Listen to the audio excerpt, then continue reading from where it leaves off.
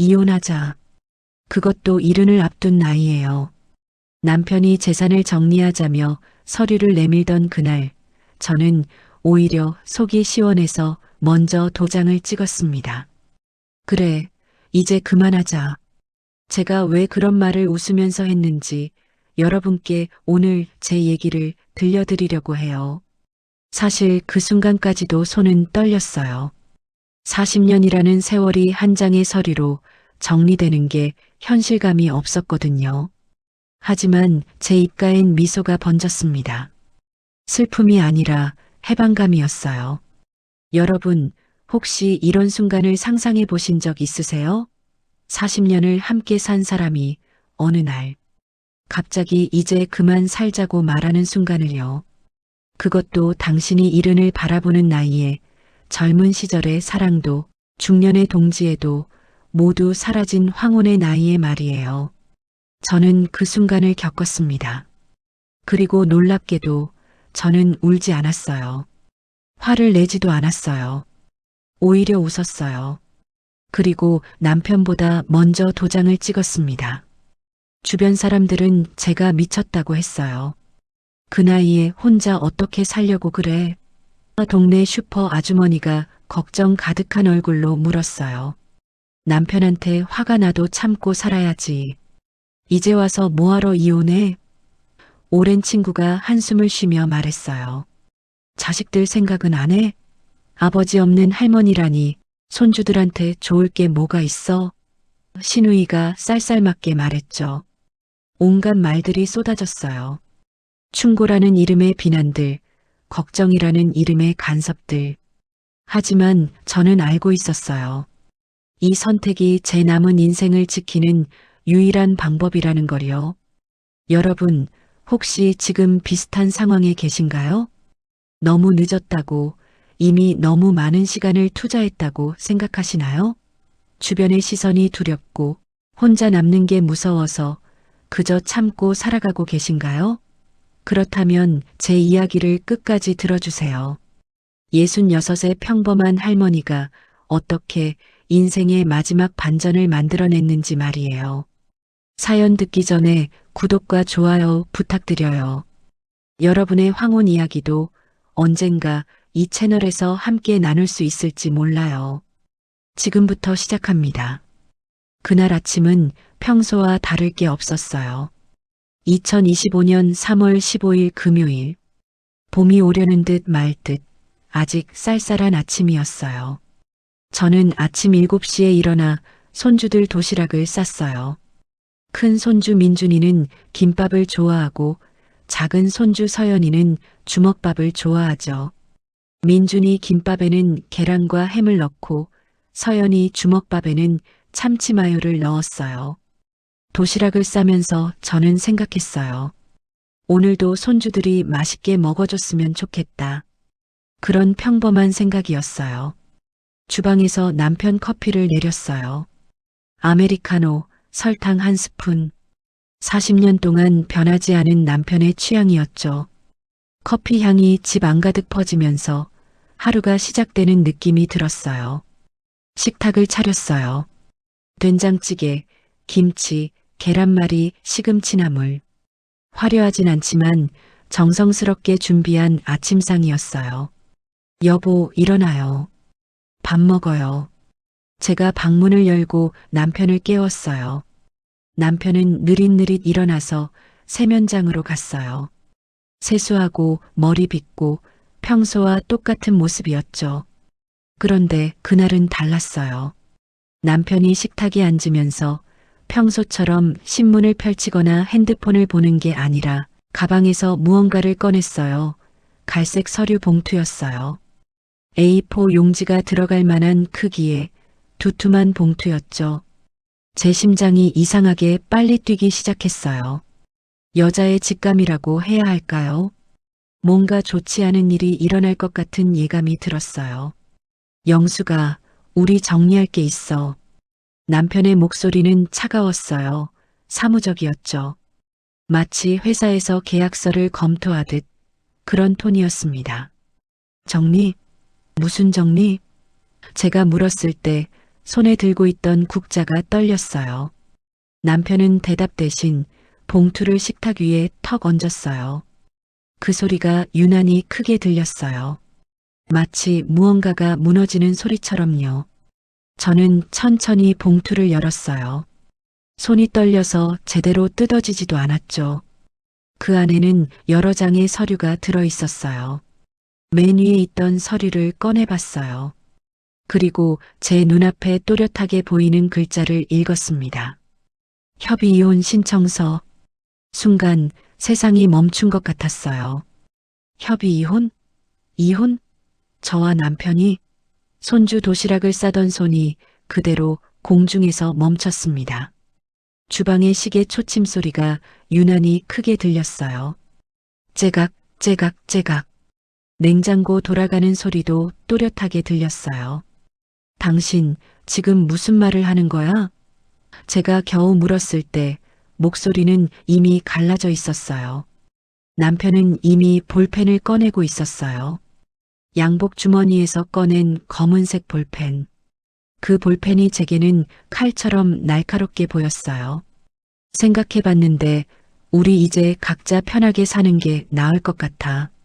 재산도 정리하고 깔끔하게 마무리하자. 각자 편하게, 깔끔하게 마무리. 40년을 함께 산 부부가 그렇게 간단하게 정리될 수 있는 건가요? 제 머릿속에 지난 40년이 파노라마처럼 스쳐 지나갔어요. 25살 1985년 봄. 저는 하얀 웨딩드레스를 입고 남편과 결혼식을 올렸어요. 작은 예식장이었지만 저는 세상에서 가장 행복한 신부였죠. 평생 지켜줄게라던 남편의 말이 아직도 귓가에 맴돌아요. 26살 첫째 아들 민수를 낳았어요. 진통이 20시간 넘게 계속됐지만 아기 울음소리를 듣는 순간 모든 고통이 사라졌어요. 35살 시부모님을 모시기 시작했어요. 좁은 아파트에 식구 6명이 함께 살았죠. 저는 새벽같이 일어나 시부모님 진지 올리고 아이들 챙기고 남편 출근 준비시키고 제 시간은 하나도 없었어요. 40살 남편 사업이 실패했어요. IMF가 터지고 남편 회사가 부도났어요. 빚쟁이들이 집까지 찾아왔고 저는 친정 부모님이 평생 모은 땅을 팔아서 빚을 갚았어요. 딸아, 괜찮다. 땅은 다시 사면 되지만 내 가정은 지켜야지. 아버지의 말씀이 아직도 가슴에 박혀 있어요. 45살 작은 분식집을 열었어요. 새벽 5시에 일어나 만두를 빚고 칼국수 면을 볶고 떡볶이 소스를 만들었어요. 손은 부르트고 허리는 아팠지만 돈을 벌 수 있다는 게 감사했어요. 그렇게 40년을 살았어요. 제 인생은 전부 가족을 위한 것이었어요. 저 자신을 위한 시간은 거의 없었죠. 하지만 그게 당연하다고 생각했어요. 아내로서, 며느리로서, 엄마로서, 할머니로서 살아가는 게 제 인생이라고 믿었으니까요. 그런데 그 모든 시간이 한 장의 서류로 끝나고 있었어요. 당신 정말 이혼하자는 거야? 제가 다시 물었을 때 목소리는 이미 떨리고 있었어요. 남편은 고개를 끄덕였어요. 망설임도 미안함도 없는 표정이었어요. 영수가 솔직히 말할게. 우리 이제 감정도 없잖아. 그냥 습관처럼 같이 사는 거지. 이게 무슨 의미가 있어? 감정이 없다고요? 40년을 함께 산 게 그냥 습관이었다고요? 그리고 당신 허리도 안 좋잖아. 병원도 자주 다니고. 내가 요양원 알아봤어. 괜찮은 데 있더라고. 거기 들어가면 전문적인 케어 받을 수 있어. 당신한테도 좋은 거야. 요양원이라니요. 저는 통증이 있어도 혼자 시장 보고 버스 타고 손주들 학원 데려다 주는 사람인데요. 매일 아침 손주 도시락 싸고 집안일하고 친구들이랑 등산도 가는 사람인데요. 그런 제게 요양원이라니요. 그 순간 깨달았어요. 남편은 저를 짐으로 생각하고 있구나. 40년을 함께 산 아내가 아니라 이제는 버거운 짐이 되었구나. 그럼 당신은 뭐 할 건데? 제가 물었어요. 남편은 잠시 머뭇거리더니 말했어요. 나도 남은 인생 좀 편하게 살고 싶어. 대학 동창 순자랑 같이 지내보려 해. 순자. 그 이름을 듣는 순간 제 심장이 얼어붙는 것 같았어요. 김순자. 남편이 최근 몇 달간 자주 언급하던 이름이었거든요. 저는 그때 그냥 동창의 안부를 전하는 줄로만 알았어요. 설마 그 나이에 40년을 함께 산 아내를 두고 다른 여자와 사귀고 있을 거라곤 상상도 못했죠. 순자가 누구야? 제가 물었을 때 이미 답을 알고 있었어요. 대학교 때 같은 과 동창이야. 작년에 남편 잃고 혼자 된 거 알잖아. 우연히 동창회에서 다시 만났는데 얘기하다 보니까 서로 통하는 게 많더라고. 나이 들어서 이런 인연 만나기 힘든데 남은 인생 함께 살아보려고. 통한다고요? 40년을 함께 산 저하고는 안 통했다는 건가요? 몇 달 만난 여자하고는 통하는데 평생을 함께한 아내하고는 안 통한다고요? 자식 낳고 키우던 그 입에서 다른 여자 이름이 자연스럽게 흘러나오는 게 기가 막혔어요. 제가 떨리는 목소리로 말했어요. 남편은 잠시 멈칫했지만 곧 다시 말을 이었어요. 영수가, 우리 이제 감정적으로 접근하지 말자. 나이도 있고 앞으로 남은 시간 생각하면 서로 편한 게 나아. 당신은 요양원에서 제대로 케어받고 나는 순자랑 새 출발하고 이게 서로한테 최선이야. 최선? 누구한테 최선인데요? 당신한테만 최선 아니에요? 그 순간 이상한 감정이 들었어요. 분노도 아니었어요. 슬픔도 아니었어요. 오히려 해방감? 아, 이제 그만해도 되는구나. 더 이상 이 사람을 위해 살지 않아도 되는구나. 40년 동안 억눌렀던 제 인생을 이제 살아도 되는구나. 저는 천천히 서류를 내려놓았어요. 그리고 남편을 똑바로 쳐다봤어요. 알았어. 제가 말했어요. 남편은 놀란 표정이었어요. 아마 제가 울거나 화를 내거나 매달릴 거라 예상했나 봐요. 하지만 저는 그러지 않았습니다. 서류 어디 있어? 내가 먼저 도장 찍을게. 손이 떨렸지만 저는 거실 서랍장으로 가서 인장함을 열었어요. 40년 동안 중요한 서류에 찍어온 제 도장, 결혼 서류, 아이들 출생 신고, 집 등기부등본, 모든 중요한 순간에 함께했던 이 도장으로 이제 이혼 서류에 도장을 찍으려 하고 있었어요. 협의 이혼 신청서를 펼쳤어요. 배우자 란이 보였어요. 그리고 저는 또박또박 도장을 찍었습니다. 쿵. 그 소리가 유난히 크게 들렸어요. 40년의 종지부를 찍는 소리였어요. 남편은 당황한 얼굴로 저를 쳐다봤어요. 야야, 이렇게 쉽게 결정할 일이야? 제가 웃으며 말했죠. 40년 생각한 결정인데 쉬운 게 아니지. 그냥 때가 된 거야. 당신이 그렇게 원하니까 나도 이제 놓아줄게. 그 순간부터 제 인생의 새로운 챕터가 시작되었습니다. 여러분, 저는 왜 먼저 도장을 찍었을까요? 이유는 간단했어요. 첫째, 저는 알았어요. 이미 남편의 마음이 떠났다는 걸. 붙잡아봤자 형식뿐인 결혼 생활이 이어질 뿐이라는 걸. 둘째, 저는 두려웠어요. 남편이 무슨 문제를 일으켰는지 아직 몰랐지만 본능적으로 알았어요. 뭔가 큰 문제가 있다는 걸. 그리고 빨리 벗어나지 않으면 저도 휘말린다는 걸. 셋째, 저는 지쳤어요. 40년 동안 남편을 위해, 자식들을 위해, 시부모를 위해 살았어요. 이제는 저를 위해 살고 싶었어요. 그리고 마지막으로 저는 직감했어요. 이 선택이 제 남은 인생을 구할 거라고. 그 직감은 틀리지 않았습니다. 남편이 저를 버린 게 아니라 제가 남편을 버린 거였어요. 빚과 거짓말과 배신으로 가득한 남편을 말이에요. 그리고 그 선택 덕분에 저는 살아남았습니다. 안녕하세요. 저는 올해 66 박영숙이라고 해요. 남편 이만호와는 40년을 함께 살았고 지금은 손주 둘을 봐주는 평범한 할머니였죠. 아니, 그때까진 그랬어요. 이혼하기 전까지는요. 제 삶은 정말 평범했어요. 특별할 것도 드라마틱할 것도 없는 그냥 이 땅의 수많은 중년 여성들이 살아가는 그런 일상이었죠. 하지만 돌이켜보면 그 평범함 속에도 제 나름의 행복이 있었어요. 아침 6시면 눈이 떠졌어요. 남편보다 항상 1시간 먼저 일어나서 밥을 짓고 반찬을 꺼내고 커피를 내렸죠. 남편은 아침형 인간이라며 7시면 일어나서 식탁에 앉았고 저는 그 옆에서 뉴스를 보면서 함께 밥을 먹었습니다. 40년 동안 변하지 않은 우리 부부의 아침 루틴이었어요.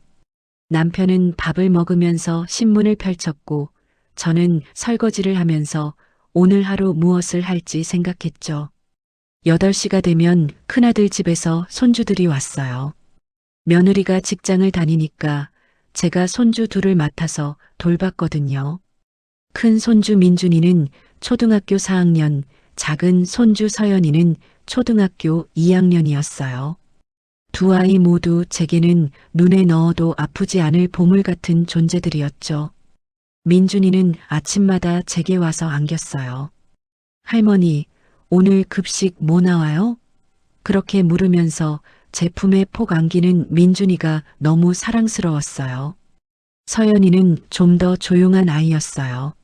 할머니 옆에 살포시 앉아서 할머니가 싸준 도시락을 가방에 넣으면서 고맙다고 말하는 아이였죠. 아침을 먹이고 학교 보내는 일은 제게 큰 기쁨이었어요. 손주들이 잘 먹는 모습을 보면 제가 이 세상에 필요한 사람이라는 느낌이 들었거든요. 학교 가는 길까지 배웅해주고 잘 다녀오라고 손 흔들어주는 게 제 하루의 시작이었어요. 손주들을 보내고 나면 본격적으로 집안일을 시작했어요. 청소기 돌리고 걸레질하고 빨래 널고 점심 준비하고 몸은 바빴지만 마음은 편했어요. 제가 할 일이 있다는 것, 누군가에게 필요한 사람이라는 것이 저를 살아있게 했으니까요. 오후엔 손주들 학원 데려다 주는 일이 기다리고 있었어요. 민준이는 태권도와 영어학원, 서연이는 피아노와 미술학원. 일주일 내내 돌아가면서 아이들을 데려다 주고 데려오는 일이 제 오후 일과였죠. 힘들긴 했지만 나쁘지 않았어요. 손주들 웃는 얼굴 보면 피곤함도 싹 가셨으니까요. 학원 끝나고 나오는 아이들이 할머니 하면서 달려오는 그 순간이 정말 좋았어요. 저녁이면 남편 밥상을 차렸어요. 오늘은 뭐 해줄까? 하고 물으면 남편은 대충 아무거나라고 답했죠. 40년을 함께 살았는데도 남편은 여전히 제가 차려주는 밥이 뭔지 크게 신경 쓰지 않았어요. 그래서 저는 냉장고에 있는 재료로 이것저것 만들었어요. 된장찌개, 김치찌개, 생선구이. 화려하진 않아도 정성은 가득 담아서요. 저녁 식사 시간에 남편과 나누는 대화는 많지 않았어요. 오늘 뭐 했어? 별일 없었어? 그런 짧은 대화가 전부였죠. 처음엔 허전했어요. 신혼 때는 그렇게 할 얘기가 많았는데 어느새 우리는 말이 없는 부부가 되어 있었거든요. 하지만 이게 세월이구나. 결혼 생활이 길어지면 다들 이렇게 되는 거겠지. 그렇게 생각하며 받아들였어요. 시장 분식집은 3년 전에 정리했어요. 30년 가까이 운영했던 가게였는데 무릎도 안 좋고 손목도 아파서 더 이상은 무리라고 생각했거든요. 마지막 날 단골 손님들이 와서 사장님, 그동안 고생 많으셨어요 하며 꽃다발을 줬을 때 정말 울컥했었어요. 30년 동안 매일 새벽 5시에 일어나 만두를 빚고 떡볶이 소스를 만들고 손님들을 맞이했던 그 시간들이 주마등처럼 스쳐 지나갔거든요. 분식집을 하면서 정말 힘들었어요. 손님이 없을 때는 월세 걱정에 잠을 못 이뤘고 손님이 많을 때는 손이 부족해서 정신이 없었죠. 하지만 그 시간들이 제게는 자부심이었어요. 제 힘으로 돈을 벌고 아이들 학비를 대고 집안 경제에 보탬이 된다는 것이 뿌듯했으니까요. 가게 정리하고 나니 시간이 많아졌어요. 그래서 동네 복지관에서 하는 요가 수업도 다니고 친구들이랑 등산도 가고 가끔은 남편이랑 시내 나가서 영화도 봤어요. 로맨스 영화는 남편이 싫어해서 주로 액션이나 범죄물을 봤죠. 제가 보고 싶은 영화를 고집하지 않은 건 그게 편했기 때문이에요. 남편이 좋아하는 걸 따라가는 게 싸우는 것보다 낫다고 생각했거든요. 복지관 요가 수업은 정말 좋았어요.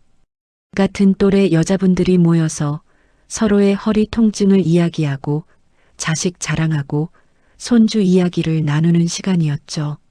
선생님 말씀대로 동작을 따라 하다 보면 몸도 마음도 가벼워지는 느낌이었어요. 수업 끝나고 친구들이랑 복지관 앞 카페에서 커피 한 잔 마시며 수다 떠는 시간이 제게는 작은 행복이었어요. 등산도 가끔 갔어요. 친구 3명이랑 한 달에 한두 번씩 동네 뒷산에 올랐죠. 산에 오르면서 숨이 차고 땀이 나지만 정상에 올랐을 때의 그 상쾌함은 말로 표현할 수 없었어요. 산 정상에서 친구들이랑 김밥 먹고 도시락 나눠 먹으면서 우리도 이제 늙었네, 건강할 때 이렇게 다녀야지 그런 이야기를 나눴어요. 그렇게 조용하지만 나쁘지 않은 노년이 흘러갔어요.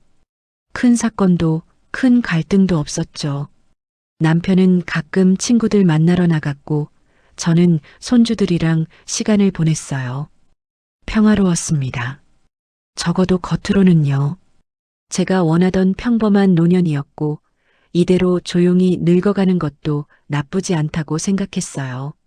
그런데 언젠가부터 남편이 이상해졌어요. 처음엔 작은 변화였어요. 동창 모임 간다며 주말마다 외출하기 시작했거든요. 한 달에 한두 번이던 모임이 어느새 주 2회에서 3회로 늘어났어요. 처음엔 대수롭지 않게 생각했어요. 나이 들수록 친구가 중요하다잖아요. 건강할 때 친구들 자주 만나고 옛날 이야기도 나누고 그렇게 지내는 게 좋은 거라고 생각했죠. 요즘 친구들이랑 자주 만나네? 제가 물으면 남편은 나이 들수록 친구가 중요하잖아. 건강할 때 만나야지 하며 웃었어요. 맞는 말이었죠. 그래서 저는 좋게만 생각했어요. 남편이 바깥 활동을 많이 하니까 건강에도 좋을 거라고 친구들이랑 웃으면서 지내니까 우울증도 안 걸릴 거라고 생각했어요. 그런데 뭔가 달랐어요. 남편이 옷차림에 신경 쓰기 시작한 거예요. 예전엔 집에서 편한 트레이닝복만 입고 지냈는데 어느 순간부터 새 셔츠를 사입기 시작했어요. 체크무늬, 줄무늬, 심지어 연한 핑크색 셔츠까지. 60대 중반 남자가 핑크색 셔츠라니 조금 의아했지만 나쁠 건 없다고 생각했어요. 여보, 그 셔츠 새 거야? 제가 물으면 응, 오랜만에 하나 샀어. 나도 좀 젊게 입어보려고 하더군요. 60대 중반 남자가 젊게 입겠다는데 나쁠 건 없었죠. 오히려 제가 고마웠어요. 나이 들어서도 자기 관리하려는 남편이 기특하게 느껴졌거든요. 그래, 당신도 멋 좀 부리고 살아. 그렇게 말해줬던 기억이 나요. 휴대폰도 이상했어요. 예전엔 식탁 위에 아무렇게나 놔두던 사람이 어느 순간부터 항상 손에 들고 다니기 시작했어요. 화장실 갈 때도 잠들 때도 심지어 샤워하러 들어갈 때도 휴대폰을 챙기더라고요. 처음엔 별 생각 없었어요. 요즘 다들 휴대폰 없이는 못 사는 세상이니까 남편도 그런가 보다 했죠. 왜 화장실까지 휴대폰을 들고 가? 제가 물으면 요즘 뉴스 보는 재미로 살잖아 하며 대충 넘어갔어요. 그럴 수도 있겠다 싶었어요. 남편이 정치 뉴스를 좋아하긴 했으니까요. 하지만 지금 생각해보면 그때부터 이미 뭔가 숨기고 있었던 거예요.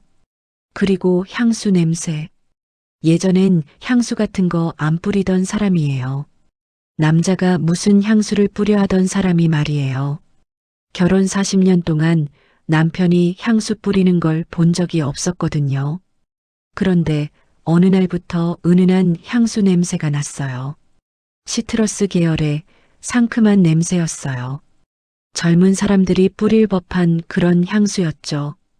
여보, 향수 뿌렸어? 응? 아, 친구가 선물로 줘서 한번 써봤어. 남편의 대답은 자연스러웠어요. 의심할 만한 구석이 없었죠.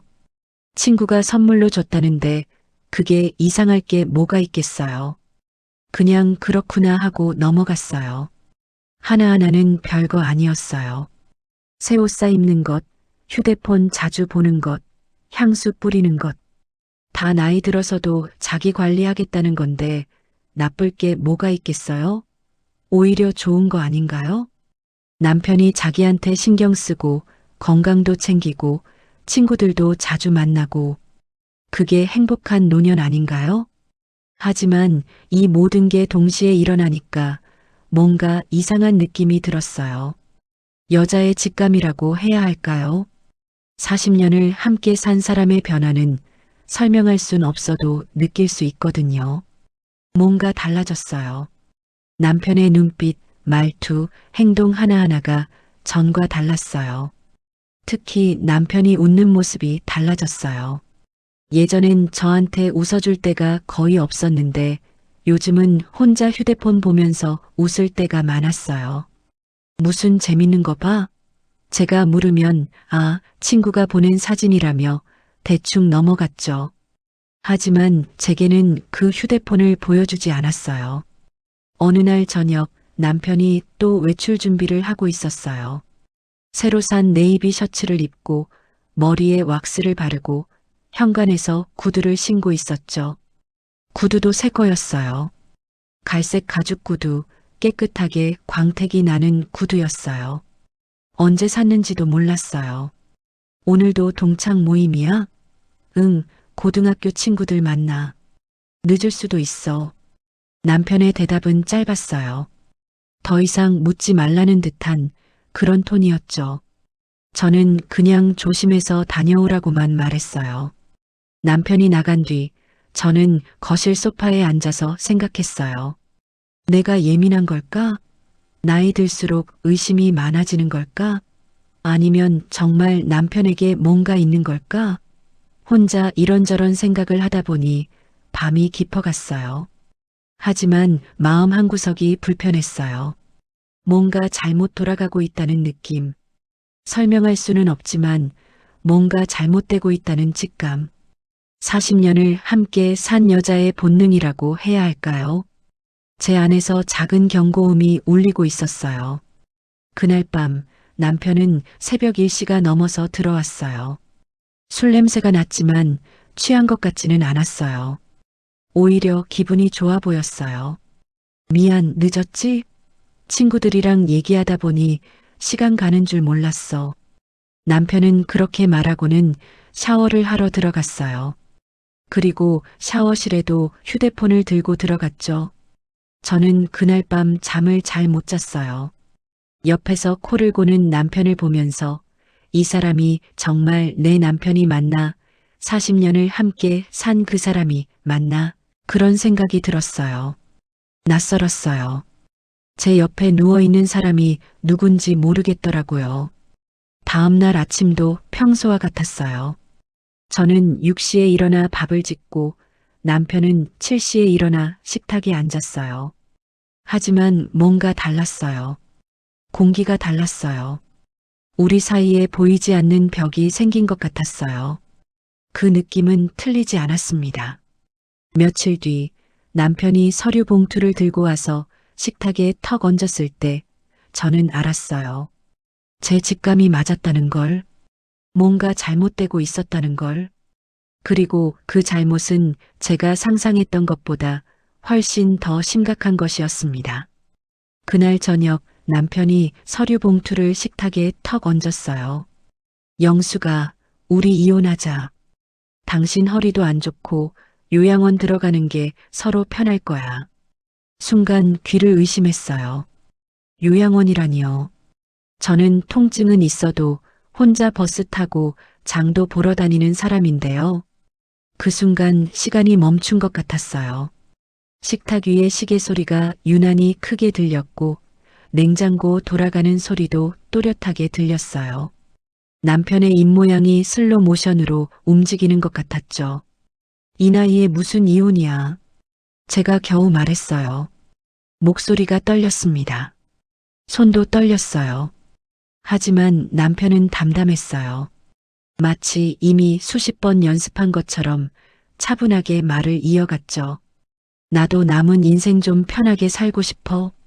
대학 동창 순자랑 같이 지내보려 해. 순자. 그 이름을 듣는 순간 제 가슴이 철렁 내려앉았어요. 남편이 최근 몇 달간 자주 언급하던 이름이었거든요.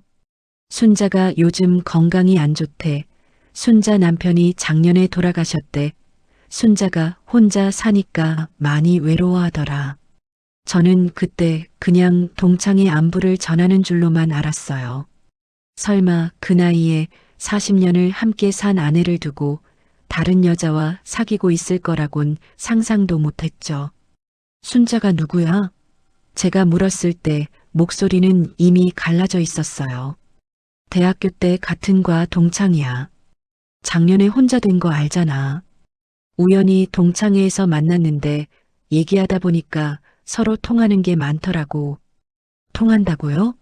40년을 함께 산 저하고는 안 통했다는 건가요? 자식 낳고 키우던 그 입에서 다른 여자 이름이 자연스럽게 흘러나오는 게 기가 막혔어요. 제가 떨리는 목소리로 말했어요. 남편은 잠시 멈칫했지만 곧 다시 말을 이었어요. 영수가, 우리 이제 감정적으로 접근하지 말자. 나이도 있고 앞으로 남은 시간 생각하면 서로 편한 게 나아. 당신은 요양원에서 제대로 케어받고 나는 순자랑 새 출발하고 이게 서로한테 최선이야. 최선? 누구한테 최선인데요? 당신한테만 최선 아니에요? 요양원은 무슨 요양원이야. 제가 소리를 질렀어요. 평생 목소리 높여본 적 없는 제가 그날은 정말 화가 났거든요. 나는 아직 멀쩡해. 손주들 돌보고 밥하고 청소하고 다 할 수 있어. 당신이 날 요양원에 보내려는 건 그냥 짐이 되었다고 생각하는 거잖아. 남편은 한숨을 쉬었어요. 그래, 솔직히 말할게. 나도 이제 내 인생 좀 살고 싶어. 당신한테 묶여서 살기보단 자유롭게 살고 싶다고. 묶여서? 제가 당신을 묶었나요? 저는 그 순간 지난 40년이 주마등처럼 스쳐 지나가는 걸 느꼈어요. 25에 시집와서 시부모 모시고 애둘 낳아 키우고 남편 사업 실패했을 때 친정 땅까지 팔아서 빚 갚고 새벽같이 일어나 분식집에서 손님 받고 그 모든 세월이 남편에겐 묶인 시간이었던 거예요. 그럼 집은 어떻게 할 건데? 제가 물었어요. 남편은 이미 준비한 듯 서류를 펼쳤어요. 집은 팔아서 반반 나누자. 그럼 당신도 요양원 들어갈 돈 되고 나도 새로 시작할 수 있고 반반? 이 집은 제 친정 땅 팔아서 마련한 건데요. 남편 사업 실패했을 때 제가 떠안은 빚을 갚으려고 제 부모님이 평생 모은 땅을 판 거였는데요. 하지만 저는 아무 말도 하지 못했어요. 너무 허탈해서 말이 안 나왔어요. 남편은 계속 말을 이었어요. 영수가, 우리 감정 상하지 말고 깔끔하게 정리하자. 나도 당신한테 미안한 마음 있어. 하지만 이게 서로한테 최선이야. 최선? 누구한테 최선인데요? 당신한테만 최선 아니에요? 그날 밤 저는 잠을 이룰 수가 없었어요. 남편은 금방 코를 골며 잠들었지만 저는 천장만 바라보며 밤을 샜어요. 40년이 무너지는 소리가 들리는 것 같았어요. 그동안 쌓아온 모든 것들이 한순간에 무너지고 있었어요. 하지만 동시에 이상한 감정도 들었어요. 분노보다는 해방감, 슬픔보다는 안도감, 이제 그만해도 되는구나. 그런 생각이 들었어요. 침대에 누워서 저는 천장의 작은 얼룩을 하염없이 바라봤어요. 몇 년 전 장마철에 생긴 얼룩이었죠. 그때도 남편은 고쳐야 한다고 말만 했지, 실제로 고친 건 제가 페인트 사서 덧칠한 거였어요. 그 얼룩을 보면서 문득 깨달았어요. 우리 결혼 생활도 저 얼룩 같았구나. 겉으로는 멀쩡해 보이지만 속은 이미 썩어 들어가고 있었던 거예요. 옆에서 코 고는 남편을 보니 낯설었어요. 이 사람이 정말 제가 40년을 함께 산 사람이 맞나? 이 사람의 빨래를 하고 밥을 해주고 아플 때 간호했던 그 사람이 맞나? 어떻게 이렇게 태연하게 잠들 수 있는 거죠? 아내에게 이혼을 통보하고 다른 여자와 살겠다고 선언하고 그러고도 이렇게 편안하게 잠들 수 있다니. 새벽 3시 저는 조용히 일어나 거실로 나왔어요. 소파에 앉아서 창밖을 바라봤어요. 동네는 조용했어요. 가끔 차 한두 대가 지나갈 뿐 모든 게 고요했죠. 그 고요함 속에서 저는 제 인생을 되돌아봤어요. 25에 결혼했을 때 저는 행복했어요.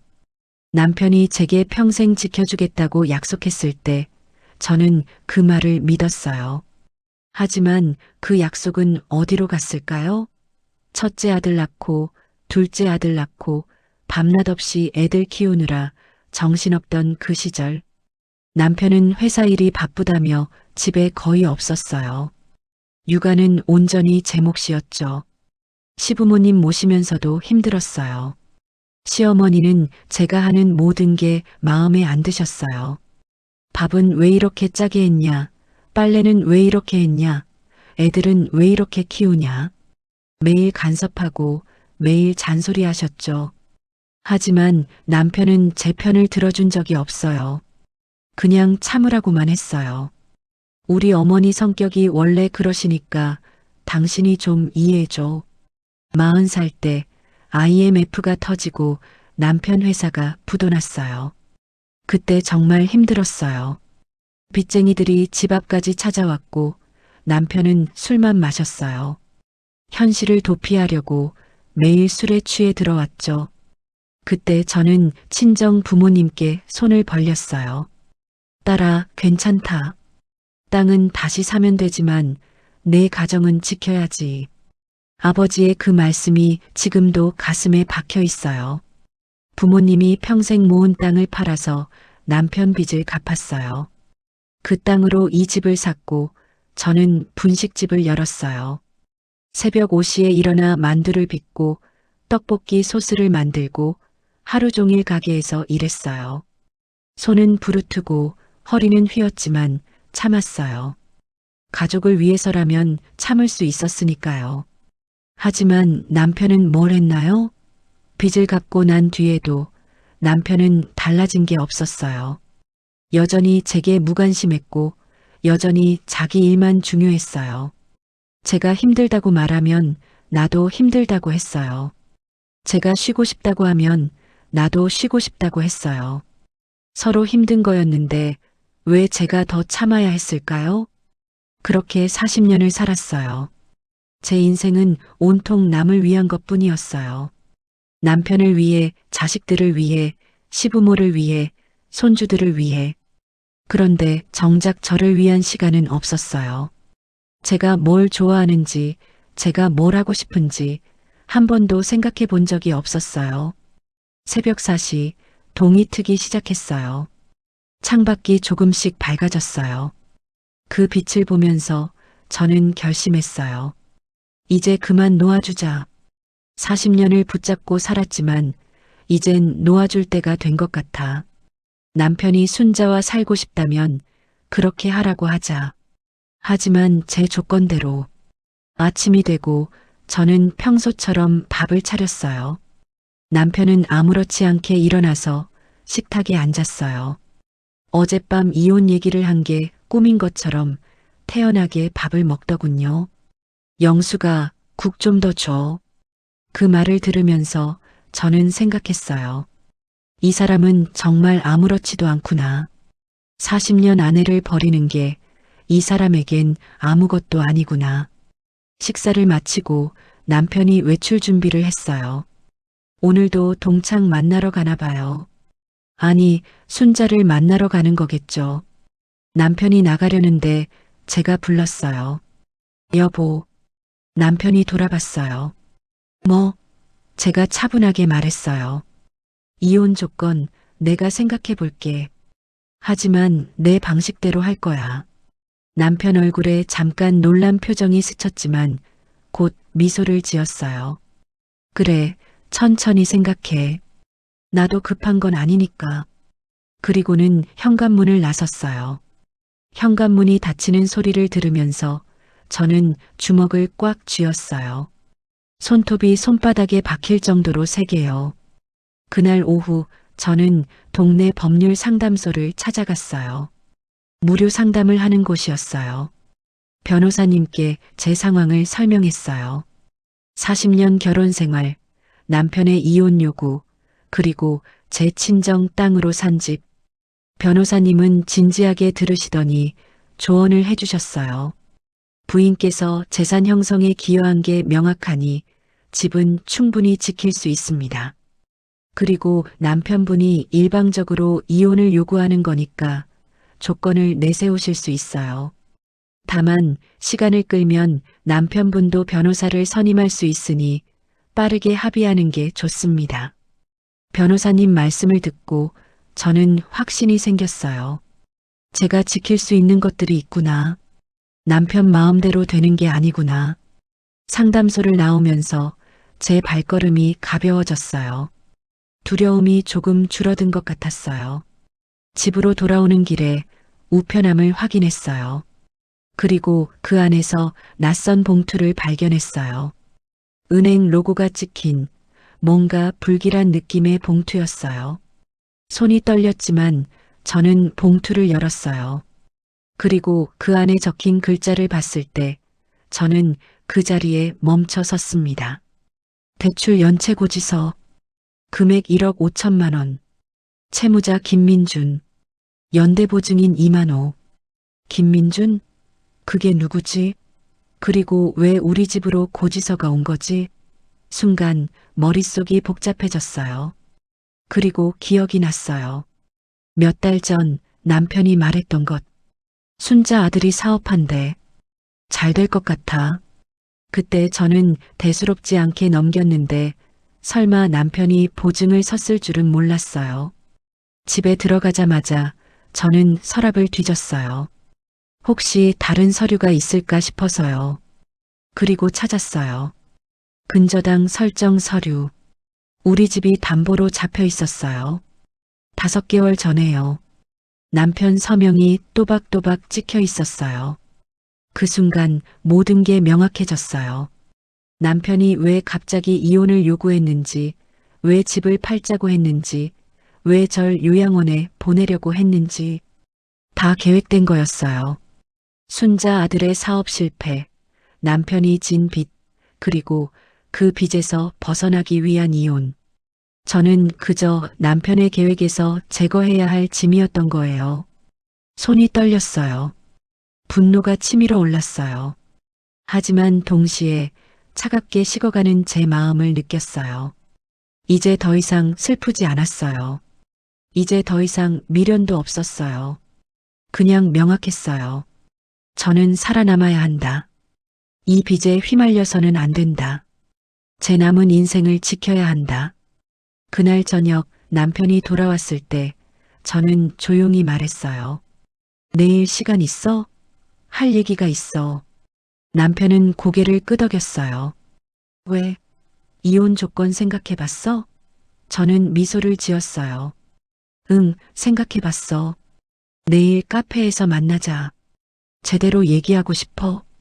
그리고 그날 밤 저는 처음으로 편히 잠들 수 있었어요. 제 안에서 무언가가 단단해지는 걸 느꼈어요.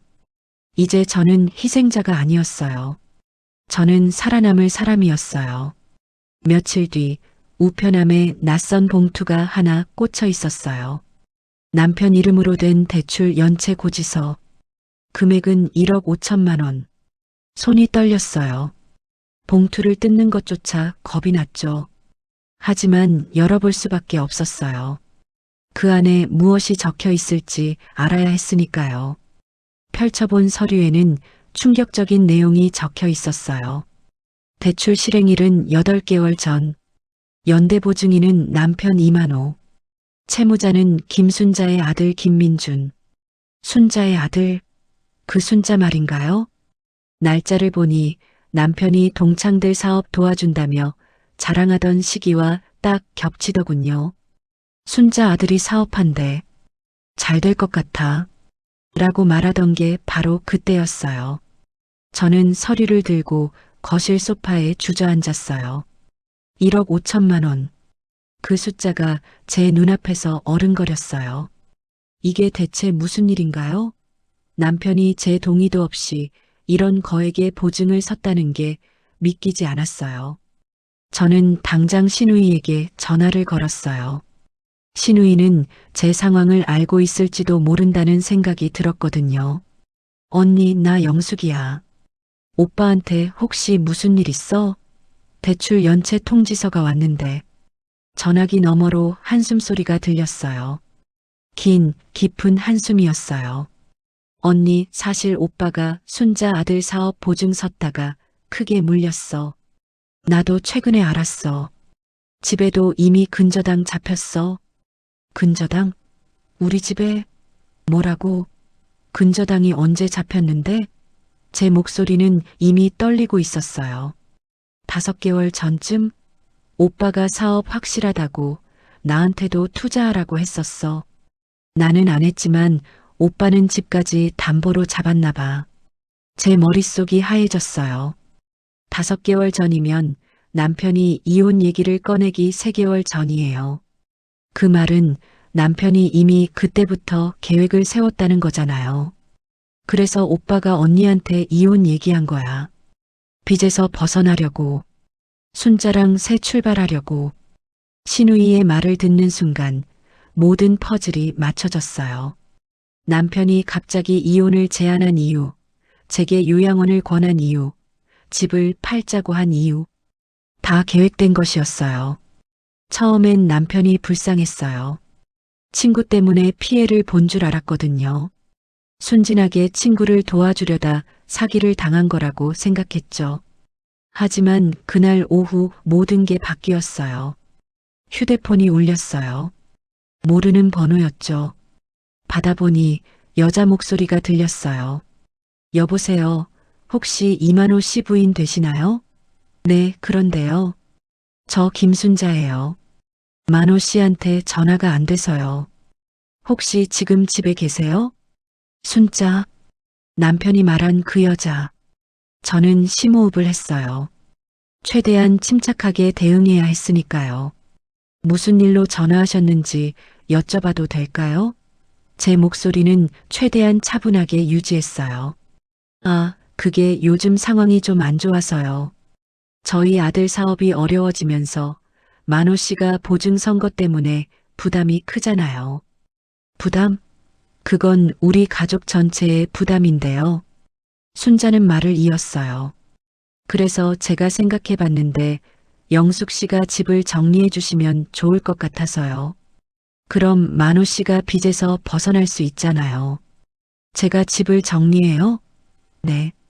그리고 솔직히 말씀드리면 만호 씨 나이도 있고 이제는 혼자 편하게 사는 게 나을 것 같아요. 영숙 씨도 요양시설 같은 데 들어가시면 더 좋은 케어 받으실 수 있고요. 제 손이 떨렸어요. 이 여자는 지금 제게 남편을 포기하라고 말하고 있었어요. 40년을 함께 산 아내에게 남편을 넘겨달라고 요구하고 있었어요. 그리고 하나 더 말씀드리면 순자의 목소리가 낮아졌어요. 나이 들면 여자보단 돈이 중요해요. 영숙 씨도 아시잖아요. 만호 씨가 저랑 있으면 경제적으로 더 안정적일 거예요. 저는 연금도 있고 예금도 좀 있거든요. 그 말투를 듣는 순간 제 속에서 뭔가 탁 끊어지는 걸 느꼈어요. 분노도 아니었어요. 슬픔도 아니었어요. 그냥 명확함이었어요. 아, 이 사람들은 나를 돈과 바꾸려고 하는구나. 순자 씨, 제가 차분하게 말했어요. 남편한테 직접 얘기하세요. 저는 아직 아무것도 결정한 게 없으니까요. 전화를 끊었어요. 손은 여전히 떨렸지만 머릿속은 오히려 차가워졌어요.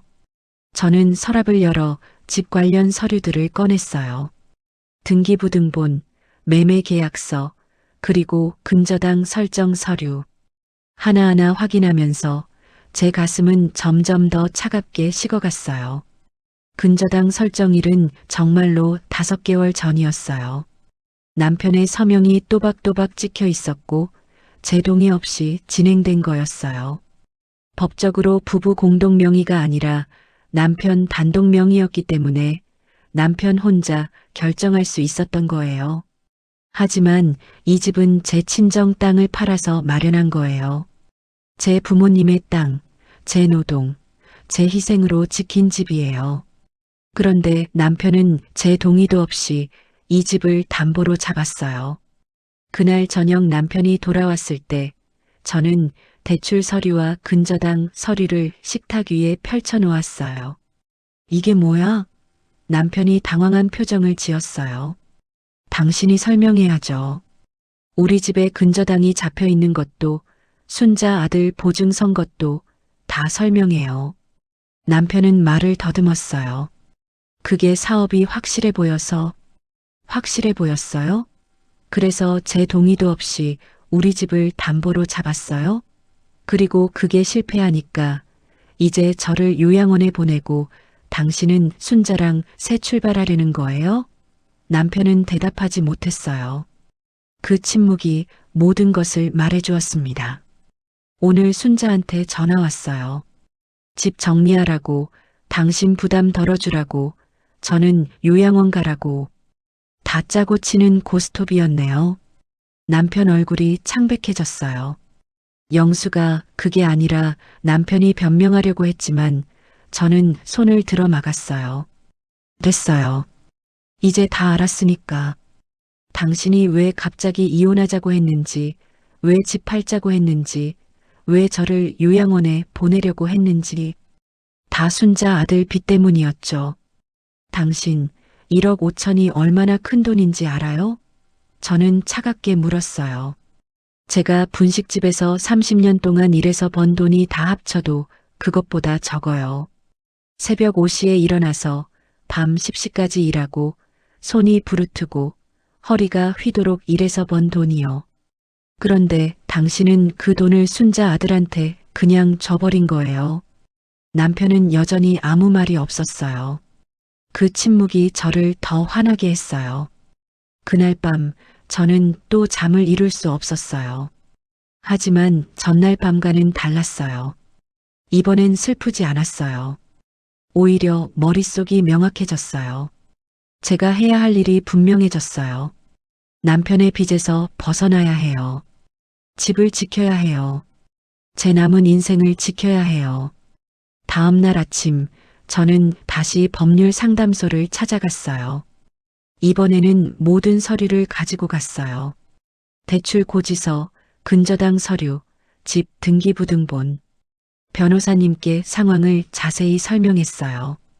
변호사님은 심각한 표정으로 서류를 검토하시더니 말씀하셨어요. 이건 심각한 상황입니다. 하지만 다행히 부인께서 재산 분할 청구를 할 수 있고 이혼 과정에서 유리한 고지를 점할 수 있습니다. 남편분의 일방적인 채무이고 부인의 동의 없이 진행된 거니까요. 중요한 건 빨리 움직이는 겁니다. 이혼 신고 전에 재산을 정리하셔야 합니다. 변호사님의 조언을 듣고 저는 구체적인 계획을 세웠어요. 첫째, 이혼 조건으로 집을 온전히 제 명의로 받는다. 둘째, 남편의 빚은 남편이 책임진다. 셋째, 빠르게 합의해서 법적 분쟁을 피한다. 이 세 가지만 지키면 저는 살아남을 수 있어요. 상담소를 나오면서 저는 처음으로 희망을 느꼈어요. 제가 완전히 무력한 게 아니구나. 제가 지킬 수 있는 것들이 있구나. 그날 저녁 저는 남편에게 말했어요. 내일 시간 있어? 카페에서 만나자. 이혼 조건 얘기할 게 있어. 남편은 고개를 끄덕였어요. 알았어. 저는 남편의 눈을 똑바로 쳐다보며 말했어요. 제대로 얘기하자. 당신 방식대로는 안 돼. 이제부터는 내 방식대로 할 거야. 그리고 그날 밤 저는 내일 할 말을 정리했어요. 메모지에 하나하나 적어 내려갔어요. 제 조건, 제 요구사항, 그리고 제가 양보할 수 없는 선을요. 그날 밤 저는 이혼 서류를 다시 꺼내놓고 오랫동안 바라봤어요. 거실 테이블 위에 놓인 서류는 제 40년 인생을 한 장으로 정리하는 것 같아 씁쓸했어요. 하지만 동시에 이게 제 남은 인생을 지키는 유일한 방법이라는 것도 알았죠. 붙잡아봐야 결국 남편 빚에 집까지 잃고 손주들 얼굴마저 못 보게 될 것 같았어요. 남편이 진 빚은 제 책임이 아니지만 부부라는 이유로 저까지 끌려들 수밖에 없었거든요. 그래, 도망이 아니라 살아남기 위해 끊어야겠다. 그런 생각이 들었죠. 밤새 잠을 못 이뤘어요. 눈을 감으면 지난 40년의 장면들이 떠올랐어요. 신혼 때 좁은 원룸에서 라면 끓여 먹던 날, 첫째 아들 낳고 산후조리원도 못 가고 집에서 회복하던 날, 둘째 낳고 시어머니 손에서 미역국 받아 먹던 날, 분식집 오픈하던 날도 생각났어요. 새벽 5시에 일어나 만두를 빚고 칼국수 면을 볶고 떡볶이 소스를 만들던 그 시절. 손님 하나 없을 때는 불안했지만 단골이 생기고 사장님 떡볶이가 최고예요라는 말 들을 때는 정말 뿌듯했어요. 남편 사업 실패했을 때도 생각났어요. IMF 때 남편 회사가 부도나고 빚쟁이들이 집까지 찾아왔던 그날. 제 친정 부모님이 평생 모은 땅을 팔아서 빚을 갚아드렸던 그 순간. 딸아, 괜찮다. 땅은 다시 사면 되지만 내 가정은 지켜야지. 아버지가 하신 말씀이 아직도 귓가에 맴돌아요. 그 땅으로 산 이 집. 이 집마저 남편 빚 때문에 날아간다면 저는 부모님께 뭐라고 말씀드려야 할까요? 다음 날 아침 결심을 굳혔어요. 저는 남편을 카페로 불렀어요. 집에서 얘기하기엔 감정이 너무 복잡했거든요. 동네 조용한 카페 구석자리에 앉아서 저는 남편을 마주봤어요. 남편은 불안한 표정이었어요. 제가 뭔가 부탁하거나 울면서 매달릴 거라 생각했나 봐요. 이혼해 줄게. 제가 먼저 입을 뗐어요. 남편의 눈이 반짝였어요. 놀라움과 안도감이 동시에 보였죠. 정말? 영수가 고맙다. 나도 잠깐. 제가 말을 끊었어요. 대신 조건이 있어. 남편은 조심스럽게 물었어요. 무슨 조건? 첫째, 집은 내 명의로 정리해. 당신 이름으로 된 대출이랑 근저당 다 정리하고 집은 온전히 내 명의로 넘겨. 그건 남편이 머뭇거렸어요. 둘째, 당신이 진 빚은 당신이 다 떠안아. 나는 한 푼도 책임 안 져. 이혼하면 별거니까 법적으로 내가 책임질 이유도 없어. 남편의 얼굴이 굳어졌어요. 셋째, 다시는 이 집 문 앞에 나타나지 마. 손주들한테도 연락하지 말고 아들한테도 손 벌리지 마. 영수가 그건 너무 심한 거 아니야? 심해? 제가 웃었어요.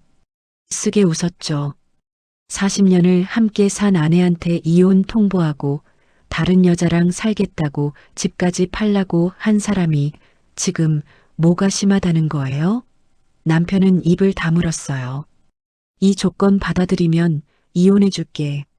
안 받아들이면 나도 끝까지 싸울 거야. 당신 빚도 내가 같이 책임져야 한다고, 집도 반반 나눠야 한다고, 법적으로 끝까지 다툴 거야. 사실 법적으로 제가 유리한 건 아니었어요. 하지만 시간을 끌면 남편도 순자도 원하는 걸 얻지 못할 거라는 걸 알았어요. 남편은 잠시 고민하더니 휴대폰을 꺼내 누군가에게 전화를 걸었어요. 아마 순자였겠죠. 몇 분간 낮은 목소리로 통화하더니 다시 저를 쳐다봤어요. 알았어. 조건 받아들일게. 대신 빨리 처리하자.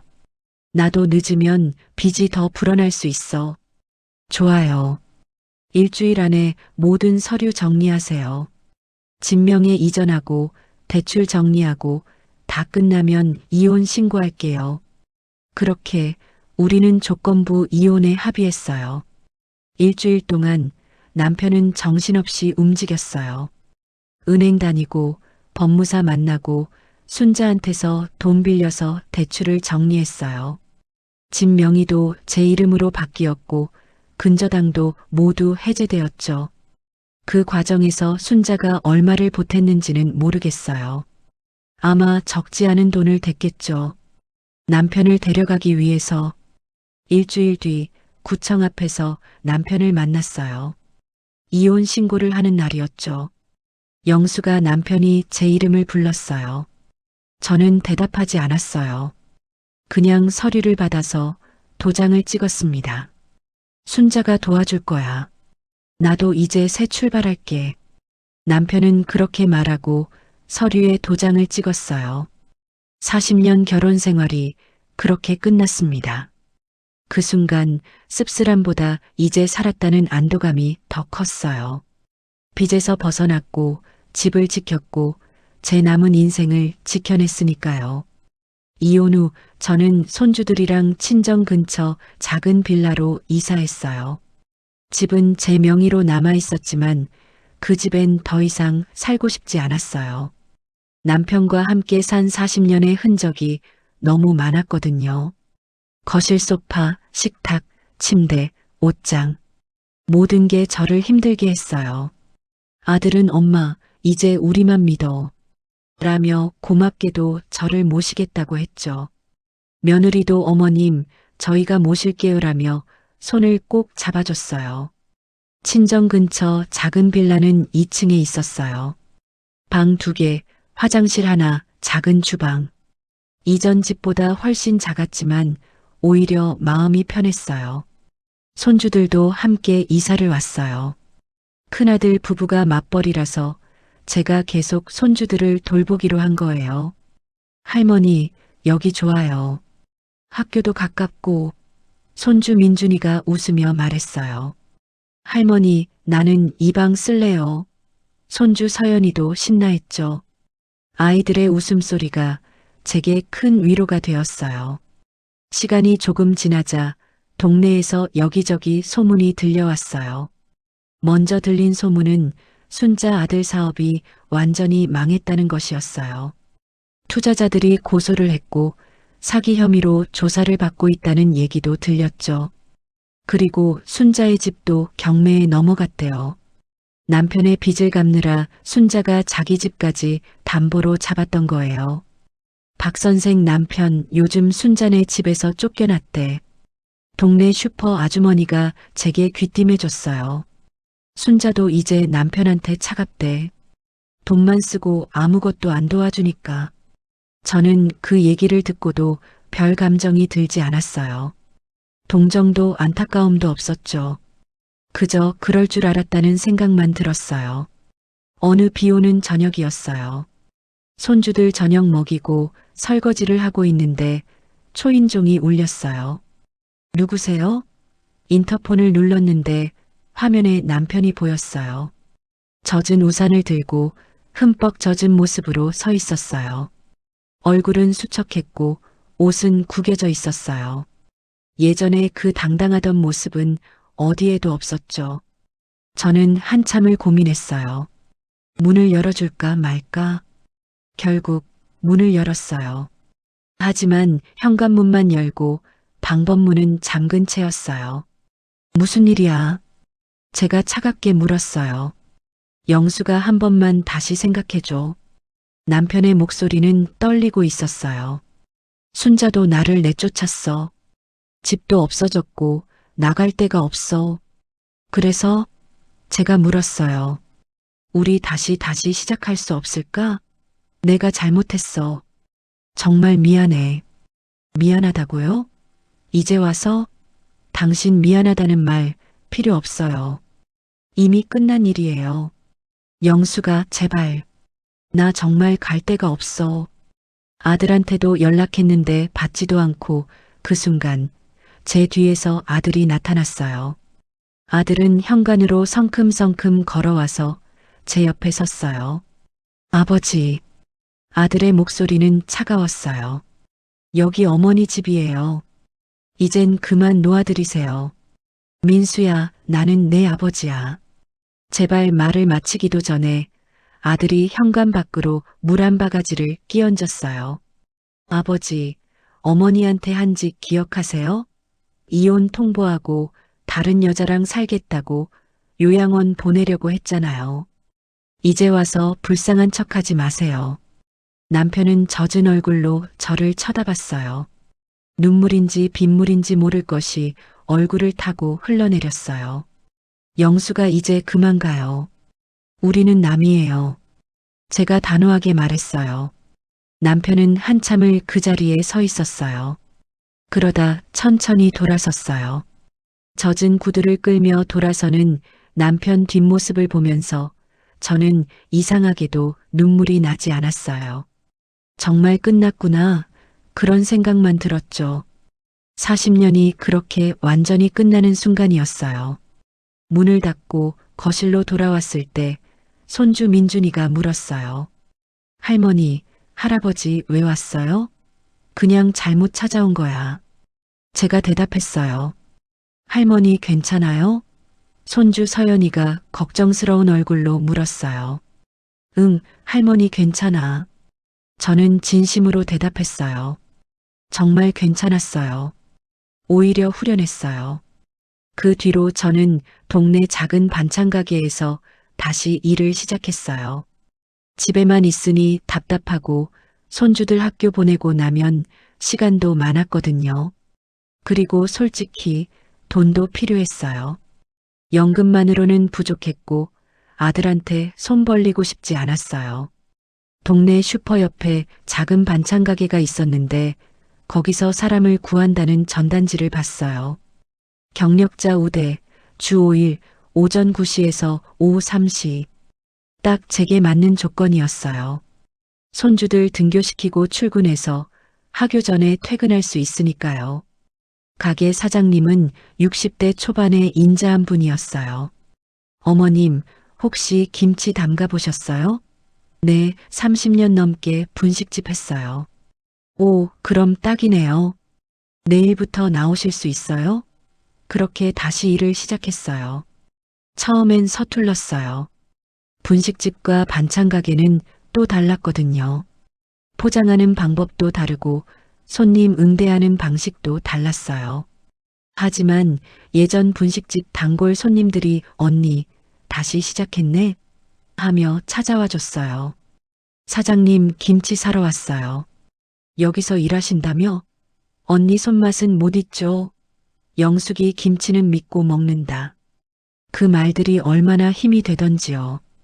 일주일, 한 달, 석 달. 시간이 지나면서 저는 점점 익숙해졌어요. 김치 담그는 것, 장아찌 만드는 것, 나물 무치는 것. 제 손은 기억하고 있었어요. 사장님도 만족해 하셨어요. 어머님 덕분에 매출이 올랐어요. 단골들이 어머님 찾아서 오시더라고요. 월급도 나쁘지 않았어요. 한 달에 150만 원. 적은 돈은 아니었죠. 그 돈으로 생활비를 대고 조금씩 저축도 시작했어요. 일상이 생겼어요. 아침 6시 30분에 일어나서 손주들 아침 차려주고 7시 30분에 손주들 등교시키고 8시 30분에 출근 준비해서 9시에 가게 문 열고 손님 받고 김치 담그고 반찬 포장하고 오후 3시에 퇴근해서 4시에 손주들 하교시키고 저녁 준비하고 규칙적인 삶이었어요. 바쁘지만 충실했어요. 무엇보다 외롭지 않았어요. 남편과 살 때는 같은 집에 있어도 외로웠어요. 말도 없고 관심도 없고 그저 습관처럼 함께 있을 뿐이었죠. 하지만 지금은 달랐어요. 손주들이 할머니 오늘 뭐 했어요? 라고 물어보고 아들이 엄마 오늘 고생했어 라고 말해주고 며느리가 어머님 제가 설거지 할게요 라고 도와주고 가족의 온기가 느껴졌어요. 어느 날 저녁 아들이 말했어요. 엄마, 우리 적금 하나 더 들어요. 엄마 노후 준비 같이 해요. 아니야, 너희도 돈 모아야지. 엄마가 지금까지 우리 키우느라 얼마나 고생했는데요. 이제 우리가 해야죠. 아들의 말이 그렇게 든든할 수가 없었습니다. 며느리도 옆에서 말했어요. 어머님, 저희 부부가 의논했어요. 몇 년 뒤에 더 큰 집으로 이사 가서 어머님 방도 따로 만들어 드릴게요. 눈물이 날 것 같았어요. 하지만 참았어요. 대신 웃으며 말했죠. 고맙다. 너희가 있어서 엄마는 행복해. 생각해보면 남편과 살 때보다 훨씬 덜 외롭고 덜 불안했어요. 그때는 항상 불안했어요. 남편이 언제 또 사업 실패할까? 빚이 또 생기면 어쩌나? 남편이 또 무슨 말을 할까? 하지만 지금은 평온했어요. 제 일이 있고, 제 가족이 있고, 제 삶이 있었으니까요. 가끔 혼자 생각했어요. 만약 그때 이혼하지 않았다면? 아마 지금쯤 남편 빚에 시달리고, 집도 잃고, 손주들도 못 보고 있었겠죠. 그리고 순자와 남편의 새 출발을 위해 저는 어딘가 요양원에 있었을지도 몰라요. 이혼이 제 인생을 구했어요. 여러분, 저는 66에 이혼 도장을 찍었습니다. 그날은 제 인생이 부서지는 날인 줄 알았는데 지금 돌아보면 그게 제 남은 인생을 지켜낸 첫걸음이었어요. 40년이라는 시간이 아깝지 않냐고요? 물론 아까워요. 하지만 그 시간 때문에 남은 20년, 30년을 포기할 수는 없었어요. 많은 분들이 말씀하세요. 이 나이에 이혼하면 뭐하냐. 그냥 참고 살지. 자식들 생각해서라도 참아야지. 하지만 저는 이제 알아요. 참는 게 능사가 아니라는 걸. 때로는 끊는 것도 용기라는 걸. 그리고 늦었다고 생각할 때가 가장 빠를 때라는 걸요. 거짓과 비뒤에 쌓인 부부 사이는 언젠가 무너지지만 서로를 지켜주려는 가족의 마음은 남더라고요. 지금 제 삶은 완벽하지 않아요. 여전히 허리도 아프고 가끔은 외로울 때도 있고 미래가 불안할 때도 있어요. 하지만 적어도 제 선택으로 만든 삶이에요. 누군가에게 끌려가는 삶이 아니라 제가 주도하는 삶이죠. 손주들과 함께 웃고 반찬 가게에서 일하며 보람을 느끼고 아들 부부의 사랑을 받으며 살아가는 이 삶이 저는 행복해요. 혹시 여러분도 지금 너무 늦었다고 느끼는 선택 앞에 서 계신가요? 투자한 시간이 아깝다고, 나이가 많다고, 용기가 없다고 망설이고 계신가요? 제 나이에도 다시 시작할 수 있었으니 여러분도 분명 그러실 수 있어요. 인생에 늦은 때란 없어요. 지금이 바로 시작할 때예요. 마지막으로 하고 싶은 말이 있어요. 여러분, 자신을 사랑하세요. 남을 위해 희생하는 것도 좋지만 자신을 잃어버리면 안 돼요. 내가 행복해야 주변 사람들도 행복할 수 있어요. 그리고 용기를 내세요. 변화는 두렵지만 그 두려움을 넘으면 새로운 세상이 펼쳐져요. 저는 66에 새 삶을 시작했어요. 여러분도 할 수 있어요. 여러분의 황혼 이야기도 댓글로 들려주세요. 우리 남은 인생만큼은 서로 응원하면서 살아요. 혼자가 아니에요. 우리 함께해요. 사연 끝까지 들어주셔서 고맙습니다. 구독과 좋아요, 알림 설정까지 해주시면 더 많은 황혼 이야기로 찾아뵙겠습니다. 여러분, 오늘도 행복하세요.